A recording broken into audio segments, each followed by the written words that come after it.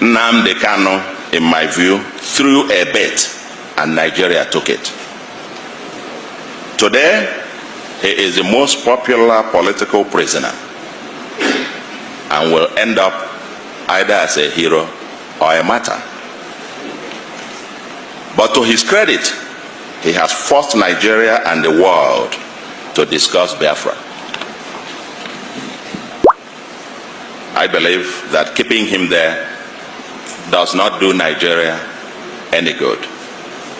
I believe this young man should be released, and released like yesterday.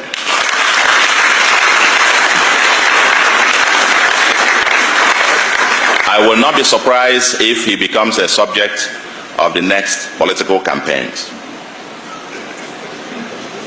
Just like we dealt with Awolowo, who was convicted and imprisoned of treason, or Gowon, charged with treason, or even Ojukwu himself was forgiven, and so on and so forth. I don't want to make any predictions, but I believe we need to solve this. Because according to Ofodile, this book, quote, he said, the lesson to be learned, if anyone cares to listen, is that the detention of Nnamdi Kanu, no matter for how long, will not stop the agitation of Biafra, end of quote. He further argues that the detention of Wazirike between 2005 to 2007 helped to radicalize his followers.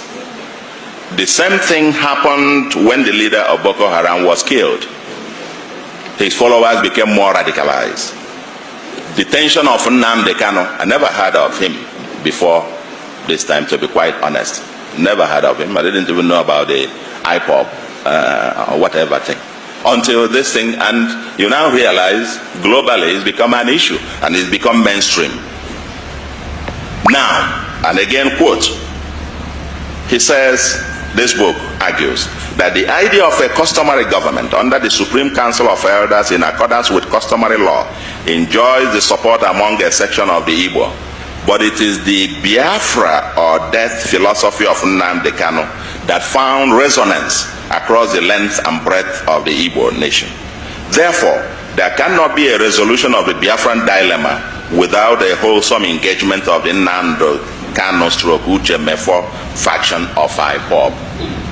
End of quote. That's what this was. So, if I were President Buhari, quite honestly, I would be very suspicious of anyone who advises me to ignore the Biafran issue. I'll be very suspicious. Anybody who says that is either ignorant or being mischievous or quite patently doesn't mean well for the government itself. It probably wants the same government to repeat the mistakes of the past so that it could lead it down the train. We must start learning in this country. So let's talk Biafra. Where are the Igbo elite and the intelligentsia in all of this? Especially those in Nigeria. It seems, as this book points out, this is being driven mostly by the Igbo intelligentsia in diaspora, the new resurgence. The new ones within, there seems to be a division, 3 classes you can identify. The ones within the mainland, and I'm shocked, and you discuss, they have a different point of view. Those in diaspora within Nigeria, so to speak, who are in Abuja and Lagos and so on and so forth, Kano, Kaduna, and so on.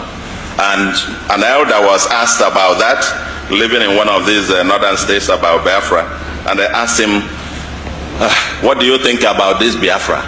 He said, well, nah, I just didn't know he came and mama na unrozino. No, the government.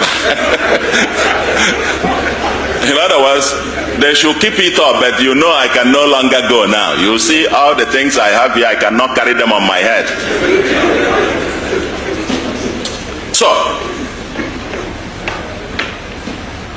there seems to be a sense of either denial, and on one part, or people who think, no, it won't be. Because We can't just imagine it. And because of some discussion that, oh, okay, if this happens, you will lose your property, you will lose that, and so on. Of course, that is untenable. I mean, I too was wrong on this, because if by any chance you have another state of Biafra, it will be the 16th state of ECOWAS.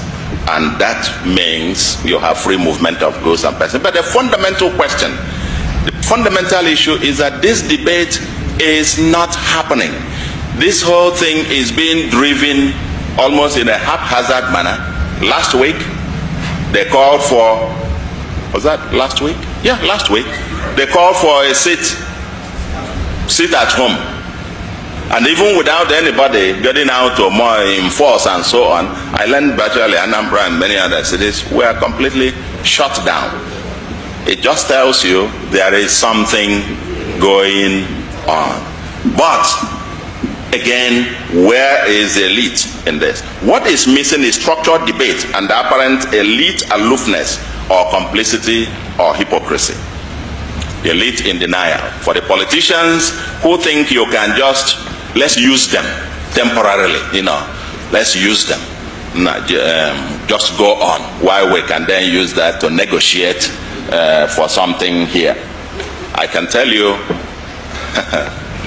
you will create a monster that will consume you. When that inferno comes, both us, everybody else, and the kind of thing that happened in Biafra where dissent, any dissent was considered a saboteur. Okay? You might get to a point where you will be telling them, just go on, while we can negotiate here, get something for ourselves in Abuja. I can tell you, these guys are no fools. At some point, they will look at you too and know that you're actually part of the problem. And so on and so forth. So, I say, let the debate must begin. The late Dr. Pius Okibo, in this book as well, presented what the memo by late Dr. Pius Okibo presented to the Biafran government on the economic viability of Biafra. Nobody is talking about what the currency will look like. How will you fare with international trade? What kind of constitution are you talking about? And Affordile forcefully argues here that the Ahira Declaration of 1969 came too late. They had intelligentsia pushing for Biafra, but there was no organized structure. That if they had done what they did towards the end of the war at the beginning, Biafra would not have ended the way that it did. But what is shocking is people talk about this in their bedrooms and in their parlors, and then you come out and everybody is just and so on. I'm sure it will not take long. So what I am calling is that we must, the elite, the intelligentsia, get out of the closet and let us, now that the issue, the president in New York made a point. He said there will be no referendum in Biafra. Now, and I said, my reaction to it was, oh my God. So this matter has actually gotten to the point where we are now